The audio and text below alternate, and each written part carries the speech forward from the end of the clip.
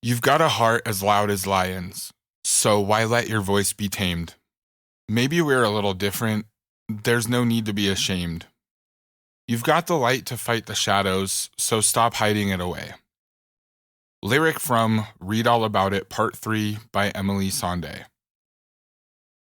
I first heard this song from Emily Sandé on a YouTube video of one of those big talent shows that seem to have sprung up everywhere overnight. This particular segment was a shadow dancing group that was using this song as background music. Being the irritatingly emotional giant that I am, I remember being immediately moved to tears over this video. And while the shadow dancing was really impressive and emotional in its own right, the song probably did about 90% of the work in getting there. It's interesting having ADHD because people like me frequently disassociate from the present moment. We're not always very in tune with what's going on inside our minds, at least not consciously. Maybe you can relate to this, maybe you can't, but I will often revisit a piece of music or a powerful video months or even years later, especially after a really destabilizing event in my life that kind of forces me out of that dissociation. And all of a sudden, it'll make sense why that piece of art affected me the way that it did. Read All About It Part 3 by Emily Sandé is one of those songs that I recently re-listened to, and it kind of smashed me in the face with a hammer, emotionally speaking. And our episode today is a little bit about why.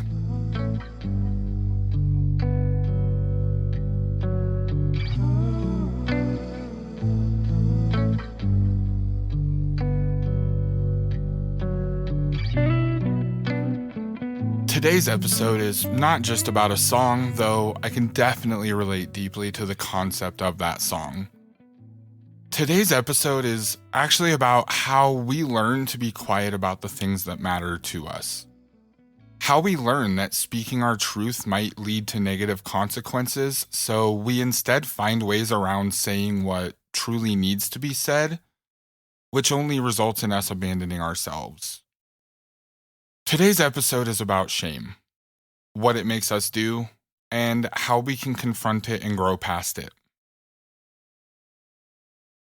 So, what is shame? Brené Brown, one of my absolute favorite people to listen to and read, says, I define shame as the intensely painful feeling or experience of believing that we are flawed and therefore unworthy of love and belonging. Something we've experienced, done, or failed to do makes us unworthy of connection. While I agree with that definition, I tend to define it much more simply. Shame is an inherent sense of unworthiness.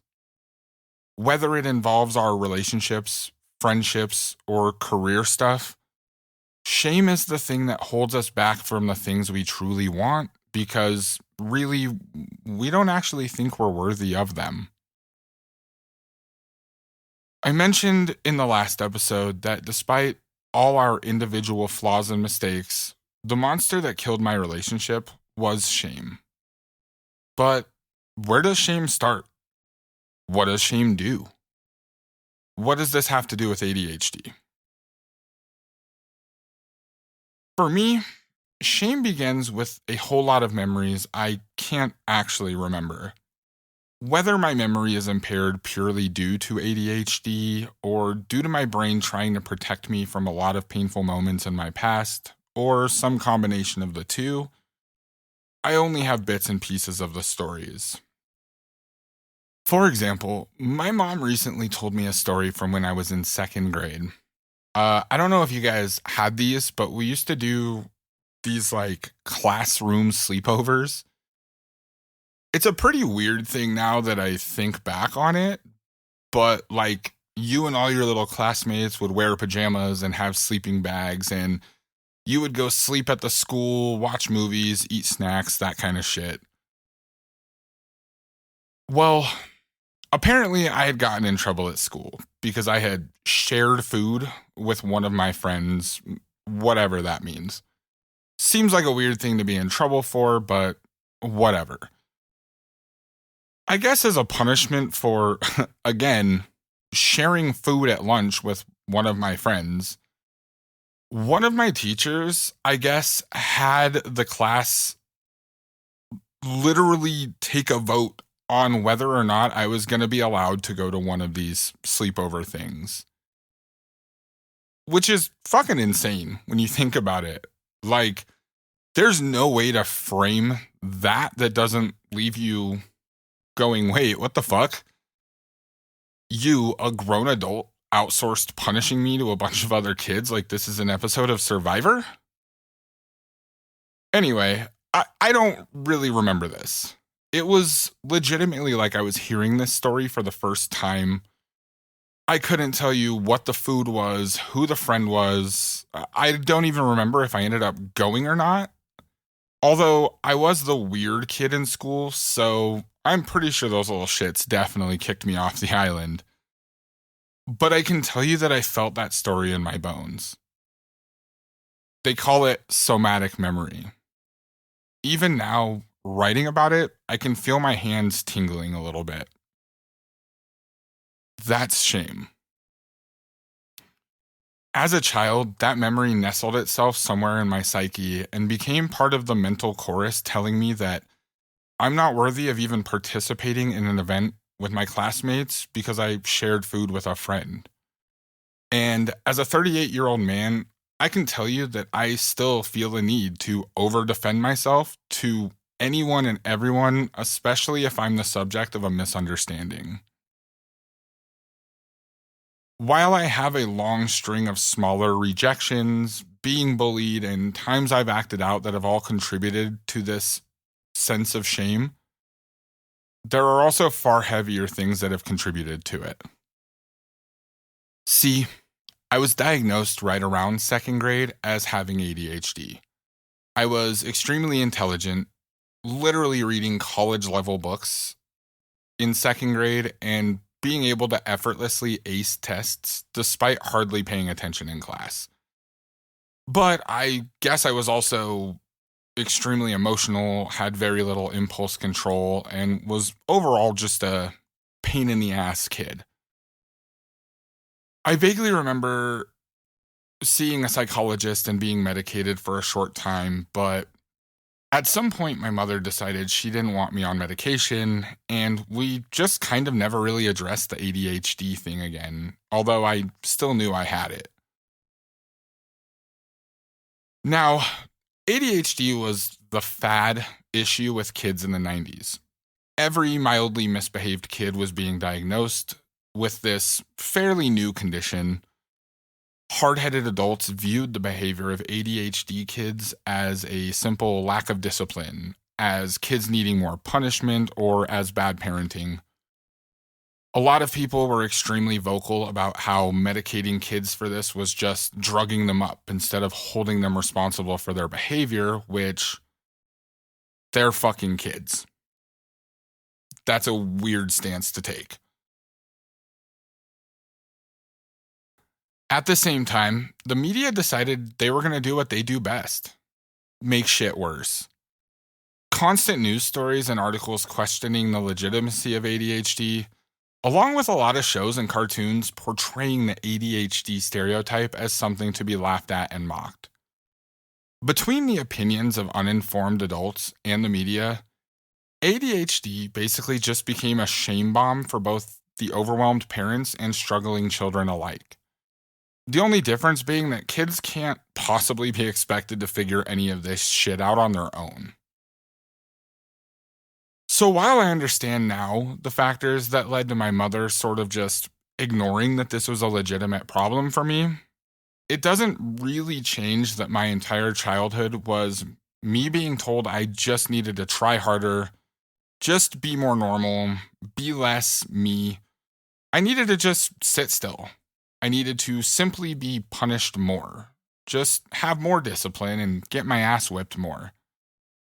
No adults were willing to take any sort of responsibility for actually figuring out why I was this way. Even though I was literally diagnosed with ADHD, we already knew why, but there was no real accountability besides maintaining that maybe if I get hit more, it would solve it.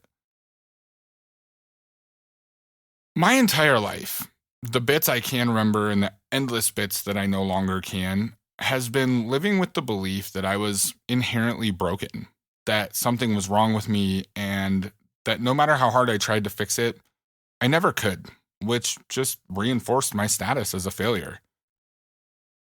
I'll talk more about some other factors in another episode, but it's important for this episode that you know that I don't have a close relationship with either of my parents.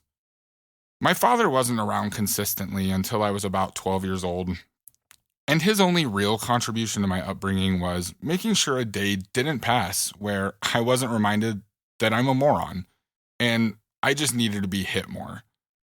He also never missed an opportunity to let anyone willing to listen know that he'd basically rather die than have another child.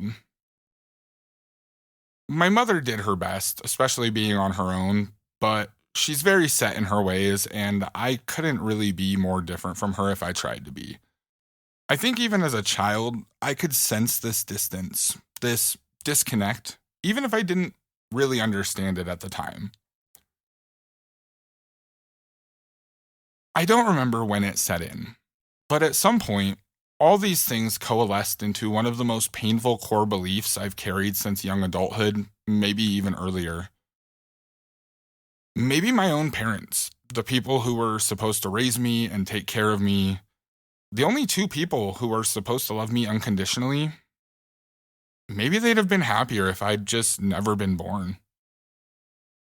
Maybe that's why they don't ever seem interested in the things I'm interested in. Maybe that's why my dad calls me names and tells my mom he should beat my ass more often. Maybe they just resent my existence. And if they resent my existence, if they just view me as a stupid failure, a waste of potential, how could anyone else see me differently? How could I see myself any differently? So, I learned to hide, to mask. I learned how to blend in a little better, be a little quieter. I learned how to interact with people safely.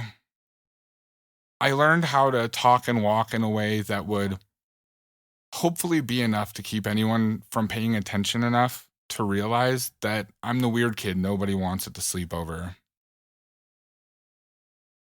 I learned how to not be needy and not express how I was really feeling because those things were obviously too much. But I'd inevitably slip up, especially when it came to my relationships, the people that I spent virtually every day of my life with. And because I never learned how to actually manage any of this properly, these slip ups were often extremely costly, causing both myself and others around me pain, which only added to that shame. Now, just to be clear, I know now that I am worthy. At least intellectually, I'm still working on actually believing it. But I know that all the harm I've done and all the harm done to me have just been unfortunate ebbs and flows of people who didn't really know any better at the time. People who made really bad choices sometimes. I know that these beliefs are just things that were unintentionally planted within me from a young age. But these are the ways that all this seemingly small shit can add up and follow us into adulthood and affect all of our decisions without us even realizing it. How will I ever find a good partner when I wasn't even wanted at a sleepover? How will I ever be successful when I believe I'm just a lazy fuck up? What's the point of making a podcast when I don't really think my story is worth telling?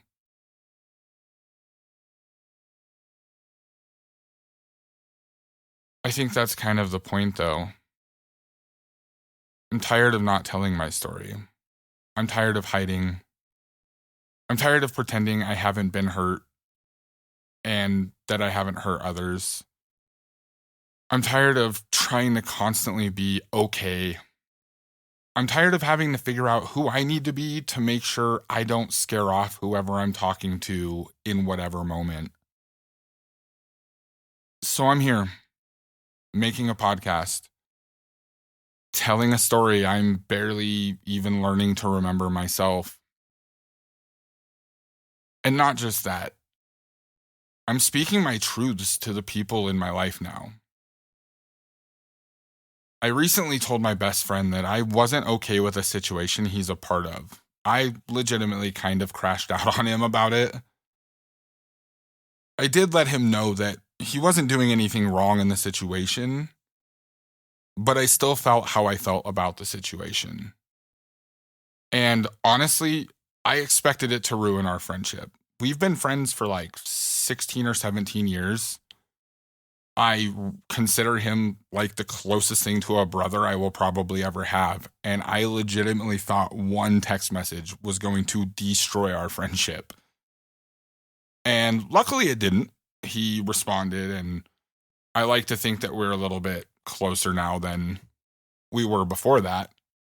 But I was still terrified that that was going to be the end of our friendship just for me speaking up one time.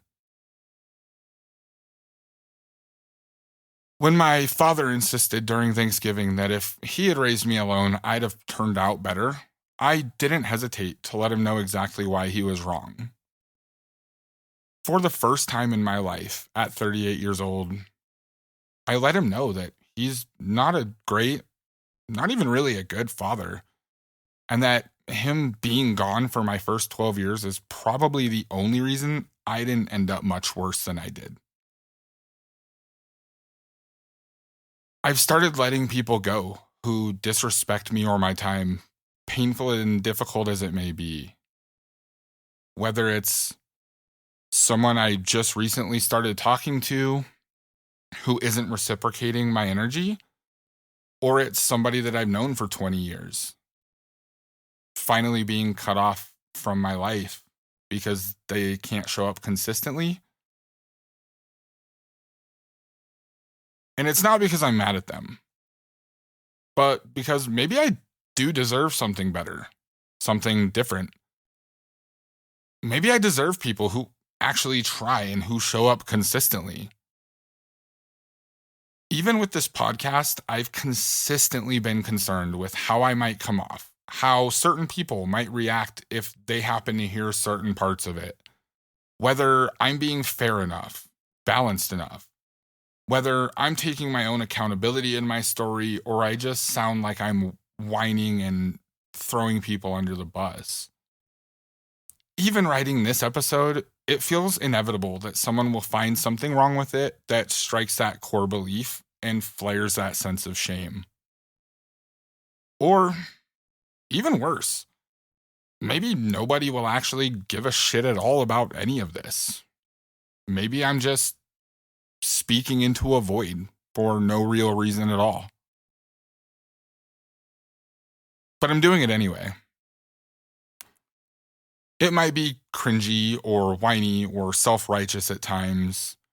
It might be terrifying, and I may or may not be extremely anxious every single time I publish an episode. I might be horrified for what it might mean for some of my relationships to people I've cared about for a long time, but I'm fucking doing it. And I think that's really the only way we can start to combat our shame. I think that honestly, the only way we can ever hope to overcome that sense of shame is to simply be our fucking selves. To tell our stories, shout them from the fucking rooftops. To expose all these parts of us that we have learned to hate. And to be okay with the people who choose to run from them. Because some people will hear those same stories. They'll see all those same flaws and broken pieces of us, and they'll choose to stay. I think that's how we start rewriting our sense of worthiness. Not by convincing anyone that they should stay, but by trusting that we are worthy of the people who choose to, even if a lot of people choose not to.